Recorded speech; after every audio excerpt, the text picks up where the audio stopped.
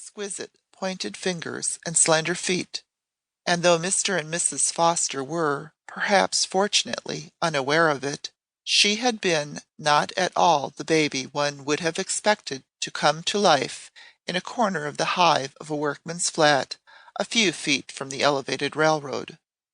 "Seems sometimes as if somehow she couldn't be mine," Mrs. Foster said at times. "She ain't like me, and she ain't like Jem Foster.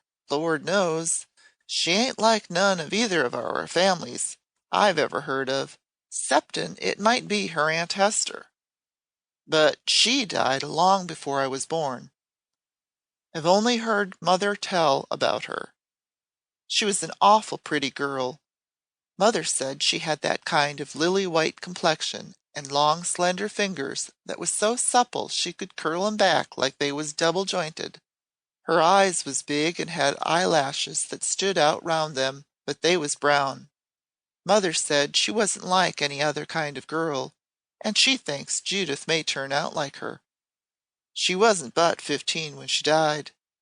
She never was ill in her life, but one morning she didn't come down to breakfast, and when they went up to call her, there she was sittin' at her window restin' her chin on her hand, with her face turned up smilin' as if she was talkin' to someone.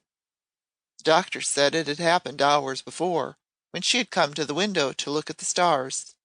Easy way to go, wasn't it?" Judith had heard of her Aunt Hester, but she only knew that she herself had hands like her, and that her life had ended when she was quite young. Mrs. Foster was too much occupied by the strenuousness of life to dwell upon the passing of souls. To her the girl Hester seemed too remote to appear quite real. The legends of her beauty and unlikeness to other girls seemed rather like a sort of romance. As she was not aware that Judith hated the elevated railroad, so she was not aware that she was fond of the faraway Aunt Hester with the long pointed fingers which could curl backwards. She did not know that when she was playing in her corner of the room, where it was her way to sit on her little chair with her face turned towards the wall, she often sat curving her small long fingers backward and talking to herself about Aunt Hester. But this, as well as many other things, was true. It was not secretiveness which caused the child to refrain from speaking of certain things. She herself could not have explained the reasons for her silence. Also, it had never occurred to her that explanation and reasons were necessary. Her mental attitude was that of a child who, knowing a certain language, does not speak it to those who have never heard and are wholly ignorant of it.